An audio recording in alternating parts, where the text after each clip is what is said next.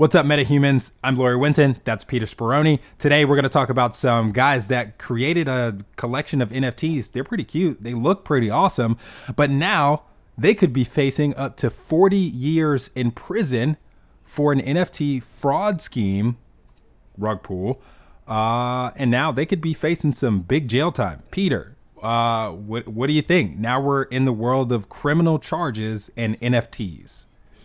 Yeah, so I mean, the same rule sort of investing right now is same rules are gonna apply to they're gonna look at NFTs as businesses inducing investors into something. This particular matter looks at not the novelty portion of the NFT, which is really, I like to think of it as sort of like maybe the rarity factor or the excitement around NFTs in general would be novelty, and it's usually attached to some sort of copyright or photograph or music or content that displays that the copyright does. So when we look to the utility of NFTs, we look to sort of the promises that are made in order to induce investors into purchasing beyond the utility. So in this particular situation, they made promises of these would be incorporated into an upcoming metaverse, special perks here along the way. And it looks like what this is sort of turning on right now is that instead of actually delivering on the utility portion, because the novelty portion's there. I mean, these are, like you said, they're cool, they're funky, they're, I got to pull it up on the screen. They're pretty cute. I mean, they're little ice creams. Yeah, I mean, these are cute. Yeah, they're not bad. Ice creams. They're cool. They're not bad. We've seen worse NFTs than this. But this looks to be the analysis of the utility, which is actually quite important, because I think there's a question here of, if they're not delivering. So basically the founders transferred all of the money, and it was what, $1 million, $1.5 million, couple million into. Yeah, we can do the math real quick. So I'm looking at first of all, I am surprised that it is still searchable on OpenSea. That surprised me. I thought OpenSea would immediately take this down. These guys have been arrested for a fraud scheme involving the NFTs. I don't understand why OpenSea hasn't. Yeah, and I was clicking through some of them. If you click on one and open it up, right, and see if there's options there. I mean, some NFTs will provide the details of the utility inside the details section. If you scroll down a little bit, and it tells you what you get when you purchase the NFT. I also don't know if these are just because, as we know, a bunch of people bought the NFTs. They were promised a lot of utility. They didn't deliver on that utility, but they still have the NFT. So this might be a secondary sale of those original investors that are just trying to sell them again. I don't know, but I find it weird that they're up. Yeah. I think that though, by removing it, if this is the official Frosties NFT page, which it looks like, I don't know if they're linked in the OpenSea system just by what they are, and they just fall into the category of Frosties NFT as if it's an official page. Because I would have imagined that OpenSea would have a duty here to remove a collection in which the founders have now taken criminal charges for their collection. I think OpenSea would want to move quickly on that. But if this is a secondary resale on the people that were screwed here, sort of worst thing you could do would be to also tell them they can't resell them if there is a novelty interest of it. And that's the thing about it, right? If controversy sells things. Controversy sells records. It sells movies. It sells so many things in entertainment. So if you own one of these and you do still have the NFT and you're selling in a secondary market, maybe the controversy around it will actually increase the rarity factor or the novelty factor. I don't know. But the last thing you'd want to do would be to shut those people down from selling whatever worthless Frosty that they purchased. Right. Yeah, this is going to happen over and over and over again. And we've seen this with copyright and trademark infringement. We've seen this where people are taking, and just again to reiterate that NFTs are not copyrights or trademarks. Copyrights or trademarks can be displayed used to induce investors into buying, but depending on your contract that you get when you purchase it, you might not have any IP rights. So copyrights are not NFTs, but an NFT may display a copyright. So this turns the analysis a little bit on we've talked about this before, the fiduciary duties of the actual company itself, promising and inducing investors into investing a lot of money and then not delivering on that. You just can't do that. You can't do that in normal Web2 world. It's not something you're allowed to do. I think it's interesting though, is some sort of defense here? Maybe we were getting to it. I mean, if they show. Okay, so let's get into the details, because that's a good question, because it leans into the actual details of what happened. So you guys saw the Frosties. Now, what I have pulled up on the screen is the press release from the United States Attorney's Office, Southern District of New York. That's out there by you, Peter. And this is the Attorney's Office coming out and telling us exactly what's happening. Apparently, they've been following these guys since January, and they launched this NFT collection in late January. So they got, according to this press release, they got some reports, some feedback, some complaints from people who had bought some of these NFTs.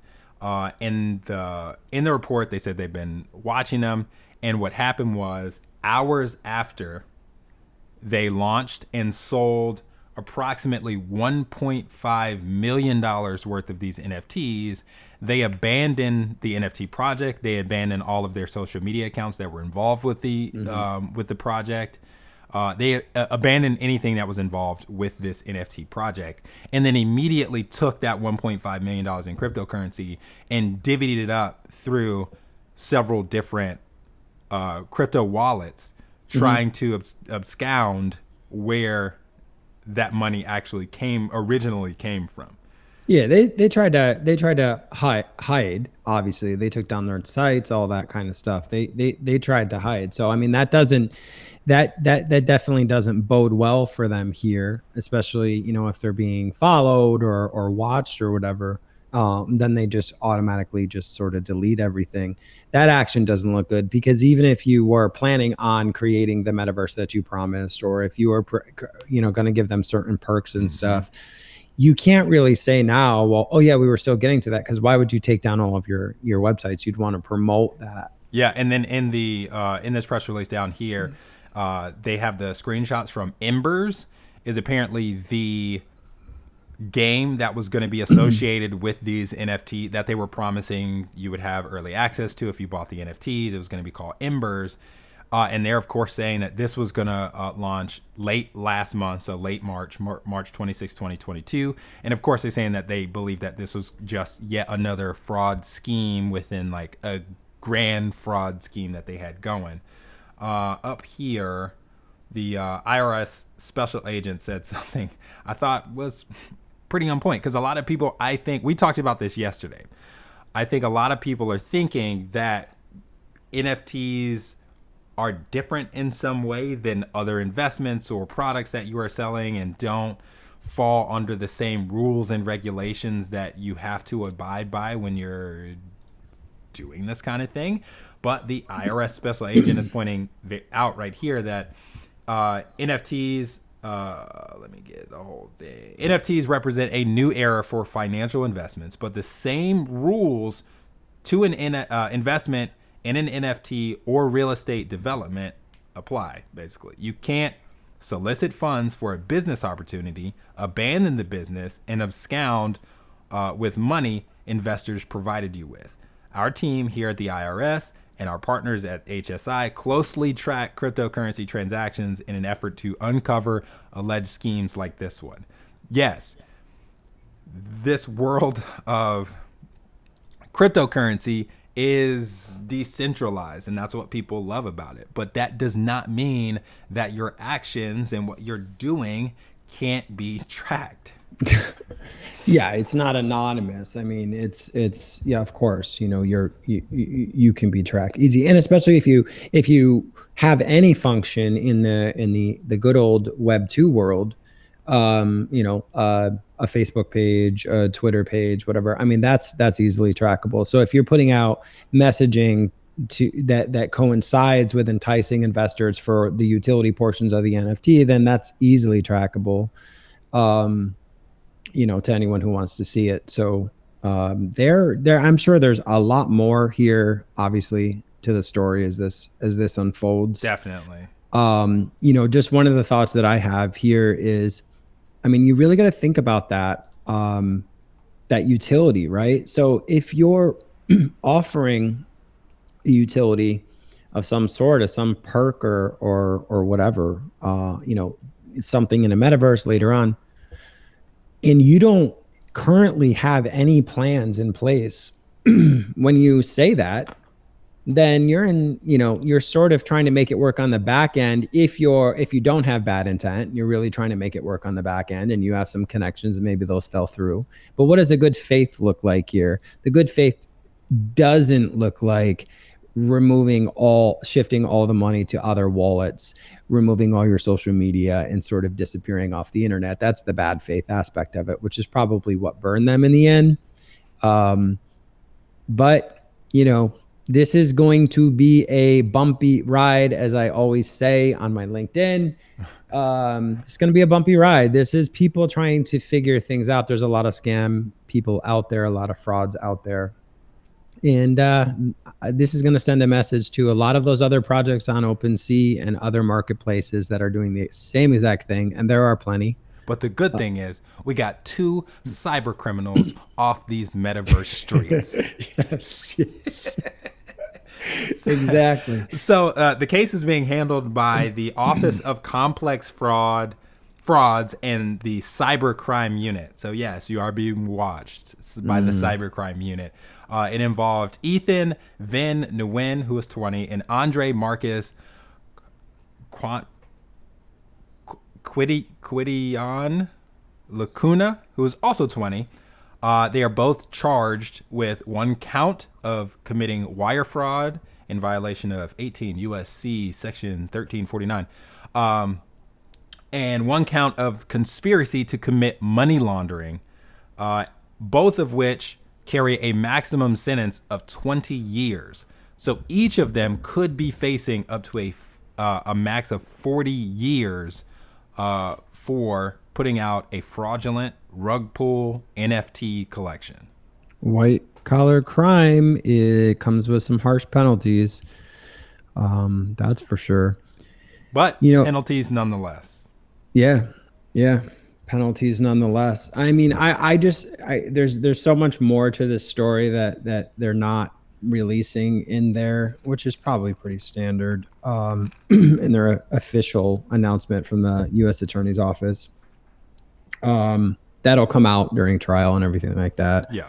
But I imagine they don't want to show all their cards because I'm sure they're watching other fraudulent NFT collections and they don't want to put all of their chips on the table. Yeah. So, I'm sure this is the first of many criminally charged NFT episodes we'll do. Let us know. Do you see any other collections out there that you think are going to end up being rug pulls in some sense? Let us know. Put them down in the comments. And just cautiously tread forward into this space, and just understand that the novelty is what it looks like, the utility is what it does. And if you're promising it does something that you have no plans for it to do, then you're enticing investors to invest in something that is fraudulent. And this is one of our first criminal cases that's going to come from this, and there'll be many more. So have your plans in place and actually deliver on the promises that you make to investors as they buy your NFT collection. Otherwise, you could be facing up to 40 years in prison. Yeah. Do us a favor before you go to prison. Like, follow, subscribe, leave a comment, and then we'll see you guys next time. I'm Lawyer Wynton. That's Peter Speroni. You guys are metahumans and you're cool. We like you. See you next time.